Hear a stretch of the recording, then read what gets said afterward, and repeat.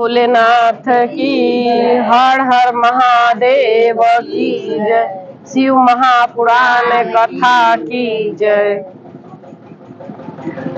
कल जलंधर का जन्म हुआ। जलंधर का जन्म समुद्र में जब हुआ तो ब्रह्मा जी प्रकट हुए। ब्रह्मा जी समुद्र से बोलते हैं कि ये कौन बालक है। समुद्र बोलते हैं कि लीजिए प्रभु, आप ही इसका जातक संस्कार करिए। तो ब्रह्मा जी जब गोद में लेते हैं तो ब्रह्मा जी के गर्दन पकड़ लेता है बच्चा। जलंधर बच्चा पकड़ लेता है तो बोले कि इसका नामकरण करिए। समुद्र बोले, ब्रह्मा जी बोले कि जब ये मेरे को इस तरह से पकड़े हुए है कि उनके आंख से आंसू गिरने लगा ब्रह्मा जी के। ब्रह्मा जी अपना गर्दन छुड़ा रहे हैं। इतना तेज बच्चा, अभी छोटा सा नवजात बच्चा, तो आंख से आंसू ब्रह्मा जी के गिरने लगा, गलगला गए बिल्कुल। तो इस तरह से अभी छोटा सा बच्चा है, इतना शक्तिशाली है कि ब्रह्मा जी के गर्दन पकड़ लिया। दानव बहुत बड़ा होगा। तो उसके बाद ब्रह्मा जी किसी प्रकार समुद्र और ब्रह्मा जी अपने आप को छुड़ाए और समुद्र को देते हुए कहे कि जो मेरे नेत्र से जल गिरा, तो ये जलंधर नाम होगा इसका। जलधर मतलब जल गिरा तो इसके धड़ पर गिरा, मेरे जल इसके धड़ पर गिरा तो इसका नाम जलंधर होगा। जलंधर नाम रख दिए। उसके बाद ब्रह्मा जी काल नेमी के पुत्री से बोले कि शादी कर दीजिए। दानव था काल नेमी। उनकी पत्नी पुत्री वृंदा बहुत ही भक्ति वाली थी। उसी के साथ जलंधर का शादी हुआ। जलंधर जब राज काल नेमी के नगर में गया, वहां बहुत बड़ा साम्राज्य था। वहां जाके बैठा तो देखा कि एक जगह मोड़ी है और एक जगह धर कुर्सी पे बैठा हुआ है। उनका शुक्राचार्य गुरु हुए तो बोले कि कैसा महल है, कैसा विचित्र लोग है कि यहाँ धड़ दिख रहा है, किसी का शरीर दिख रहा है, ये कौन है? तो बोले कि आप ही के पिता का मंथन हुआ था, समुद्र मंथन। देवताओं लोग समुद्र मंथन किया था। समुद्र मंथन करने से हीरा मोती जितने अच्छे अच्छे पदार्थ मिला, मतलब जो धन वैभव मिला, सब देवता लेके चले गए ऊपर।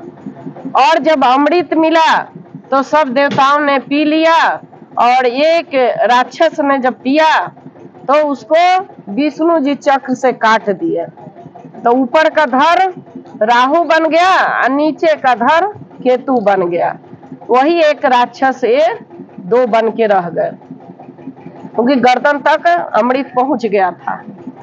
तो बोले कि मेरे पिता के साथ इतना अन्याय हुआ कि मेरे समुद्र मंथन हुआ और उसी से लक्ष्मी निकली जो विष्णु जी के मिला, उसी से कई प्रकार के गाय निकला, प्राकृतिक पौधा मिला, बहुत धन दौलत मिला, हीरा मोती जवाहर बहुत सामान उनको मिला और वो सब प्राप्त हुआ उनको। और उसी के कारण जलंधर को बहुत गुस्सा आया। जलंधर को बहुत गुस्सा आया और जलंधर कहने लगा कि मैं तो देवताओं से बदला लूंगा, मैं देवताओं से बदला लूंगा और आज से किसी को चैन के नींद नहीं सोने दूंगा। जलंधर धीरे धीरे राक्षसी प्रवृत्ति में ढलने लगा। पृथ्वी पे पूजा पाठ बंद करा दिया, तंग करना शुरू किया। फिर जाके स्वर्ग लोक में गया और वहां जाके सारे देवताओं को लड़ाई करके निकाल दिया, देवताओं को निकाल दिया। और उसके बाद देवता के जब निकाल दिए, इंद्र के गद्दी छीन गई, एक एक को अपने स्थान में भगा दिया और सब पर कब्जा कर लिए जलंधर ने। जलंधर ने सब पर कब्जा कर लिया। देवता गए विष्णु जी के पास, पहले गए ब्रह्मा जी के पास। ब्रह्मा जी से जाके बोलते हैं कि हे ब्रह्मा जी, हमारी रक्षा करिए, रक्षा करिए, रक्षा करिए। ब्रह्मा जी बोलते हैं कि मैं कुछ नहीं कर सकता, ये शिव पुत्र हैं और मेरे हाथ में कुछ नहीं है। विष्णु जी के पास जाइए। विष्णु जी के पास जाते हैं। विष्णु जी जब उठ खड़े हुए लड़ाई में जाने के लिए, तो कहते हैं लक्ष्मी माँ कि मेरे भाई को मत मारिएगा, मेरा अति प्रिय भाई है जलंधर, उसको मत मारिएगा। हे प्रभु, हे दीनों पे दया करने वाले, मेरे भाई को मारना नहीं। लक्ष्मी जी इस प्रकार कहते हैं तो विष्णु जी मुस्कुरा देते हैं और जाके लड़ाई में चले जाते हैं। वहां पे देवताओं के साथ जलंधर का युद्ध होने लगा। देवताओं को पकड़ के बंदी बना लिए। जलंधर अपने राज्य ले गए और राजमहल में सब देवता को कैद कर दिया और विष्णु जी को भी ले गए। विष्णु जी को भी ले गए, लेकिन वो बहन के पति थे, उनको भी वहीं कैद कर लिया गया। वहां विष्णु जी भी चले गए क्योंकि उनको अधिकार मारने का नहीं था। माता लक्ष्मी के था आदेश कि ये मेरा पुत्र है और वो भी नहीं मार सकते क्योंकि शिव पुत्र है। अब सारे देवता वहीं से गोहरा रहे हैं, नारद जी को बुला रहे हैं कि अब तो नारद जी कुछ कर सकते हैं। क्या करेंगे? अब नारद जी ही कुछ कर सकते हैं। नारद जी आए, बोले कि देखता हूँ। गए जलंधर के पास, बोले कि तुम्हारे पास इतना बड़ा राजमहल है, इतना तीनों लोकों का मालिक हो, इतने देवता तुम्हारे कैदी हैं, लेकिन एक सुंदर नारी नहीं है, एक सुंदर नारी नहीं है।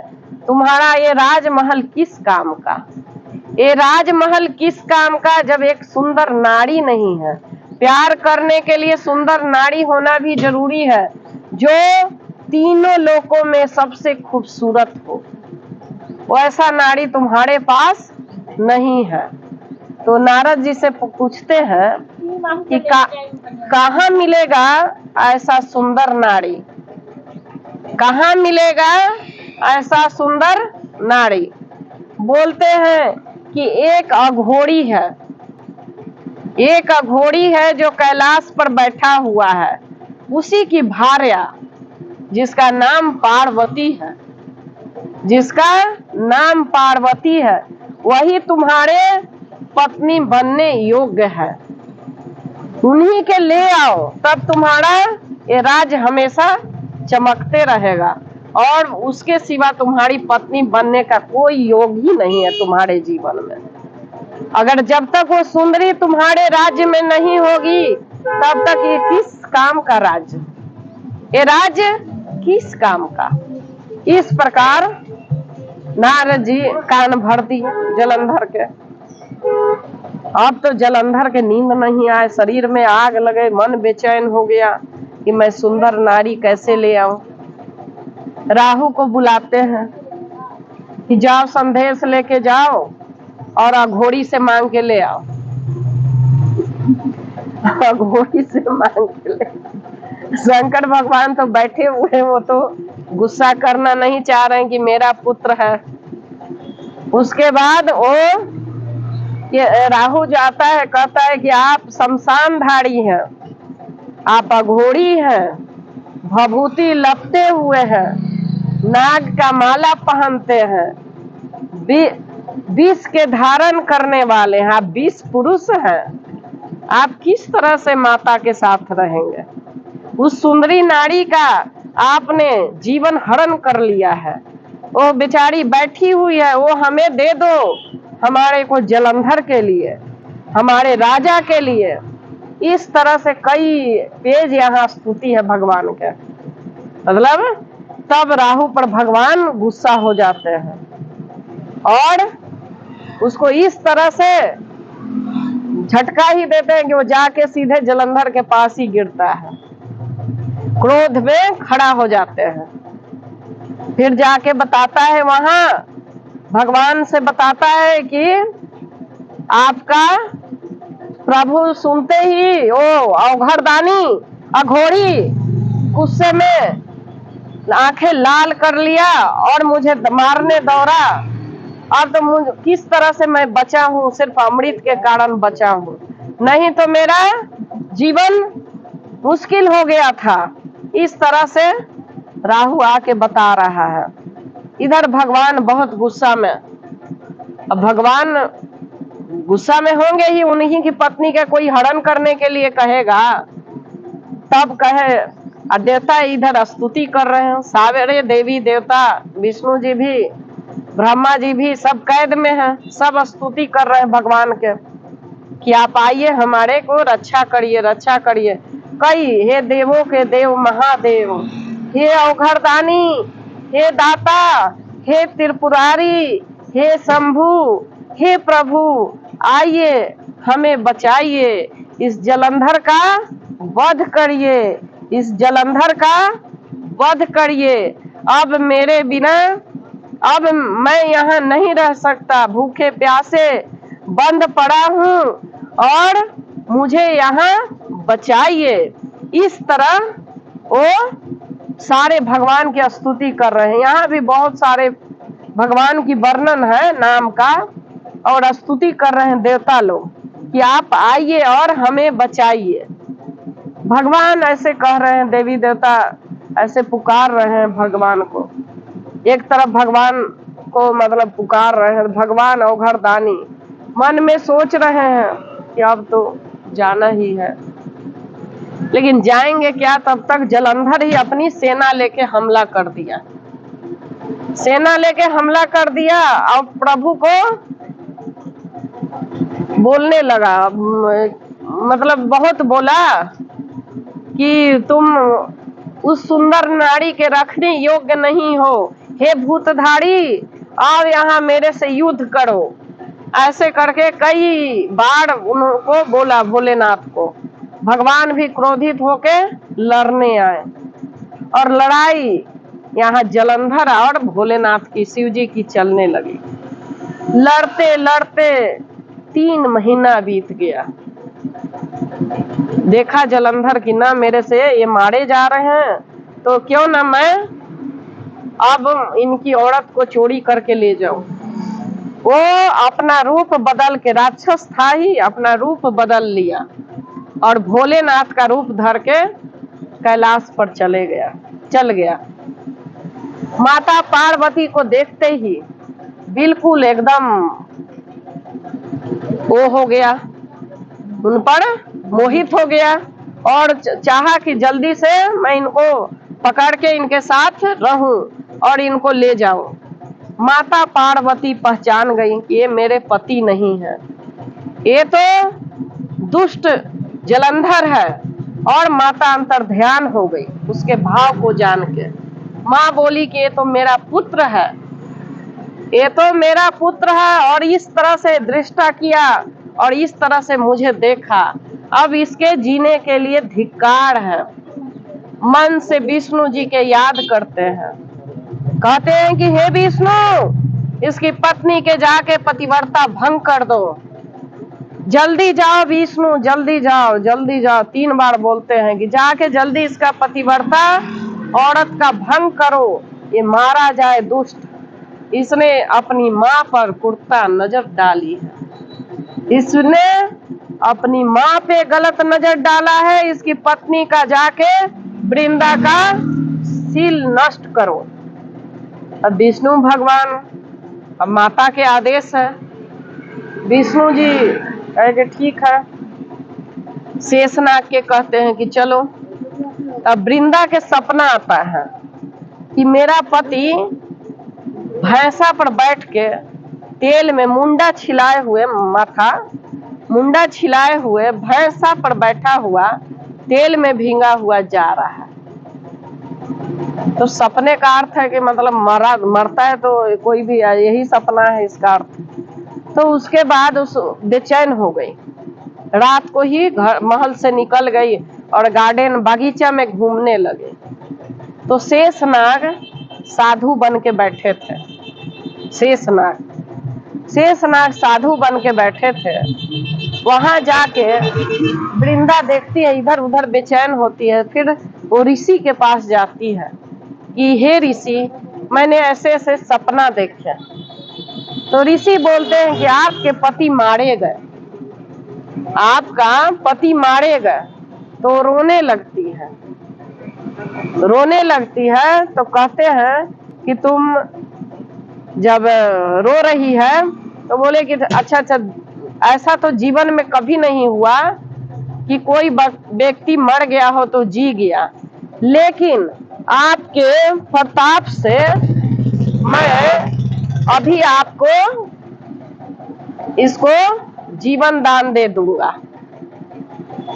लेकिन अभी रुकिए, अभी वहां पे और आते हैं, 2 हनुमान जी आते हैं।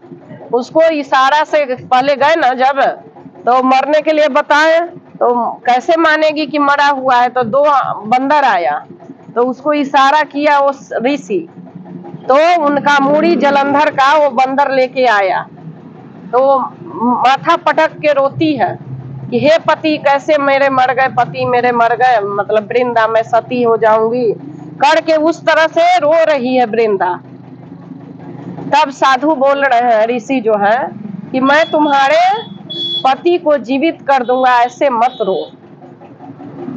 बोलते हैं कि ऐसा कर देंगे तो बहुत आपका पुण्य होगा, मेरे पति को जीवित कर दीजिए। तो भगवान जो ऋषि बने हुए हैं वो पति के रूप में विष्णु जी आ जाते हैं कि मैं आ गया, गले लग गए। और कई वहाँ संभोग किए उनके साथ, कई रातें रहे विष्णु जी के साथ वृंदा।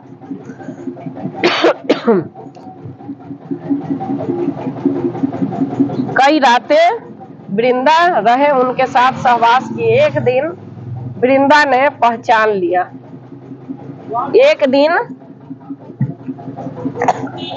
वृंदा ने पहचान लिया कि कोई गड़ा का है, इसलिए आंख में लग रहा है, होता है ना कोई पूजा। तो वृंदा ने पहचान लिया, कहा कि हे विष्णु, तुम मेरे साथ छल किए हैं, और वो जो साधु बना शेषनाग है वो और तुम, मैं श्राप दे रही हूँ। ये दोनों बंदर जो बने हुए हैं, इन दोनों को श्राप दे रहे हैं कि तुम दोनों बंदर राक्षस बनोगे, और हे विष्णु, यही राक्षस तुम्हारी पत्नी का अपहरण करेगा, यही राक्षस बनके तुम्हारी पत्नी का अपहरण करेगा। जिस तरह सील नष्ट होने में मेरा ये बंदर का भी हाथ है, इसी तरीके से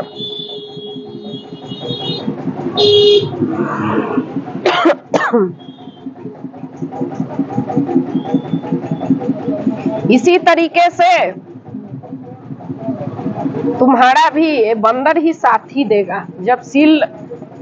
जब राक्षस ले जाएंगे ये दोनों बंदर, तो तुम्हारा यही बंदर साथी बनेंगे,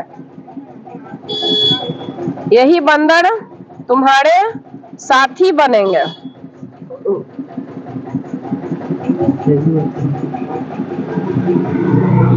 मरा हो दिया, वही बंदर आपके साथी बनेंगे, इस तरह से कहा जा रहा है।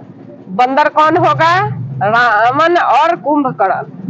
और ये शेषनाग जो ये बना हुआ है ऋषि, ये तुम्हारे साथ भी दर दर भटकेगा।